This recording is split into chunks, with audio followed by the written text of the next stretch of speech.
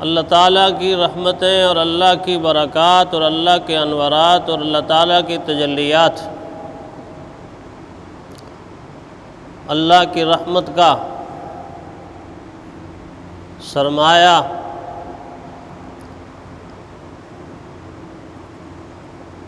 اس کے جمع ہونے کی جو جگہ ہے وہ انسان کا دل ہے۔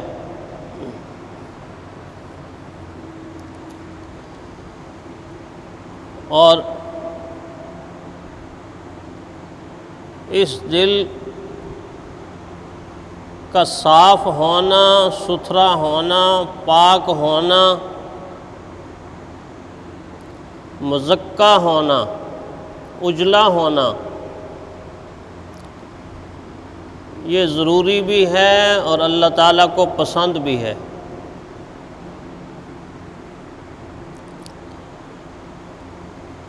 اللہ تعالیٰ کے لیے جو بات دین نے ہمیں بتائی رحمت کائنات صلی اللہ علیہ وسلم کی زبان مبارک سے، وہ یہ ہے ان اللہ طیب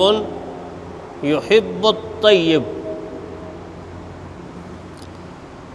اللہ تعالیٰ پاکیزہ ذات ہیں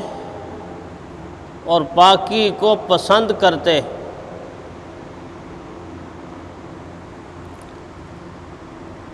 چنانچہ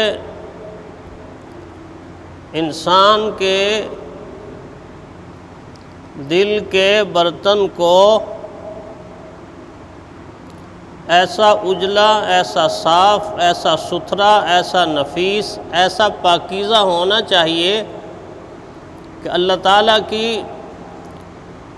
رحمت اور اللہ تعالیٰ کی برکت براہ راست مومن کے دل کے اندر اتر جائے۔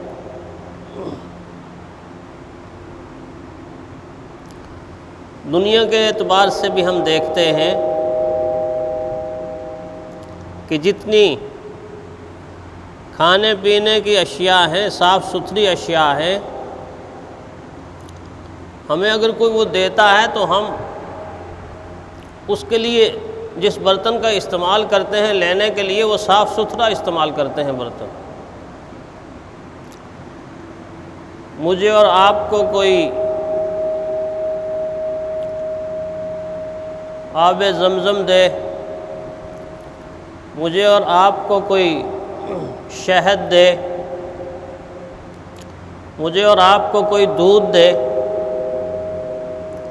تو ہم گوارا کریں گے کہ اس آب زمزم کو، اس شہد کو، اس دودھ کو ہم ایسے برتن کے اندر لے لیں کہ جس برتن میں میل و کچیل ہے، گندا برتن، حتیٰ کہ دودھ تقسیم کرنے والا اور دودھ لوگوں تک پہنچانے والا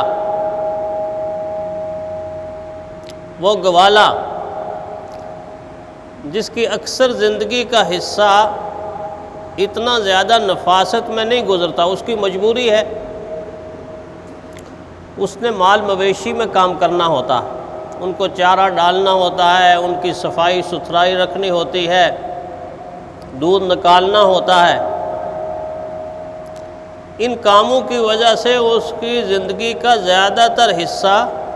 اتنی صفائی ستھرائی کے ماحول میں نہیں ہوتا،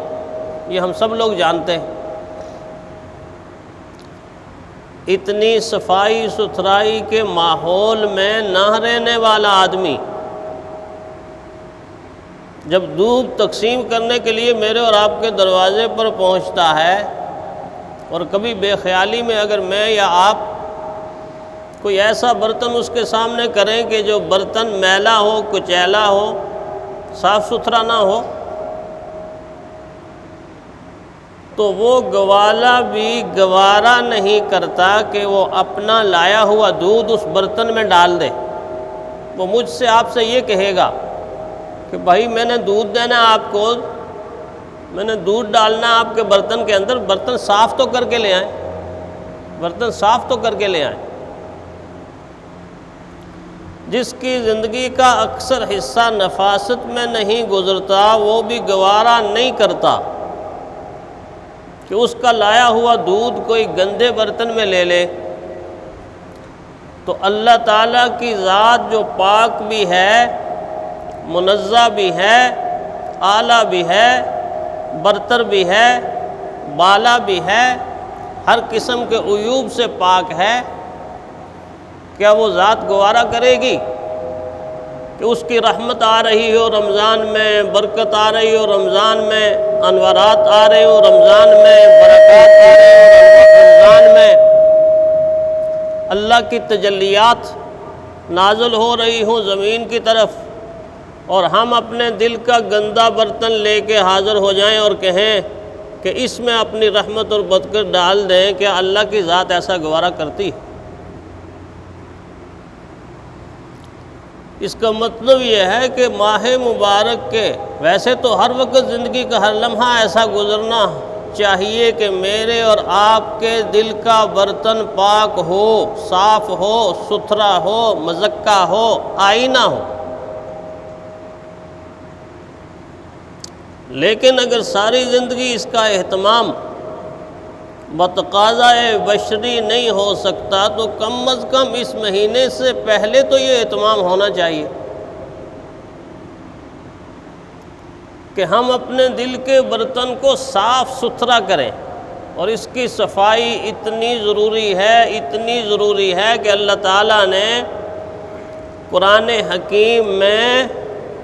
7 یا 8 قسموں کے ساتھ اس کی صفائی کا ذکر کیا۔ آپ دیکھ لیجئے سورۃ الشمس کو دیکھیے، والشمس وضحاها والقمر اذا تلاها والنهار اذا جلاها والليل اذا يغشاها والسماء وما بناها والارض وما طحاها ونفس وما سواها فألهمها فجورها وتقواها قد افلح من زکاها۔ سورج کی قسم، چاند کی قسم،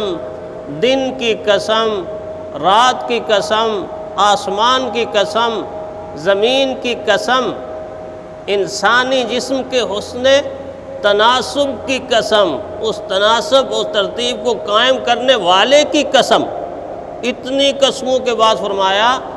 قد افلح من زکاہا، کامیاب وہ ہو گیا کہ جس نے اپنے دل کے برتن کو مانج لیا، جس نے اپنا تزکیہ کر لیا، جس نے دل کے برتن کو صاف کر دیا۔ اتنی ضروری ہے دل کی صفائی، اتنا ضروری ہے دل کا پاک رکھنا، اور پاک رکھنے کے لیے، ہر چیز کو صاف رکھنے کے لیے، ستھرا رکھنے کے لیے، اس کی صفائی کے لیے کچھ سامان ہے کہ نہیں؟ ہم کپڑے دھوتے ہیں، ہم برتن دھوتے ہیں، ضروریات زندگی کی چیزیں دھوتے ہیں، تو اس کے لیے سامان استعمال کرتے ہیں کہ نہیں کرتے؟ اللہ تعالیٰ نے دل کی صفائی کے لیے مجھے اور آپ کو ایسا سامان دیا ہے، ایسا صابن دیا ہے، ایسا کیمیکل دیا ہے کہ جس کے لانے کے لیے مجھے اور آپ کو نہ دکان پہ جانا پڑتا ہے، نہ مال میں جانا پڑتا ہے، نہ مارکیٹ میں جانا پڑتا ہے، نہ پڑوسی کے پاس جانا پڑتا ہے، کسی کے پاس نہیں جانا پڑتا، بس اس ذات کے پاس آنا پڑتا۔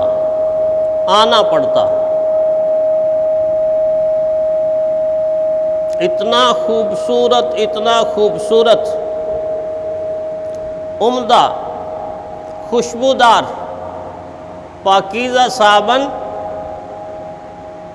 کہ آپ کی زبان سے یہ نکلا استغفر اللہ ربی من کل ذنب، یہ توبہ کا صابن،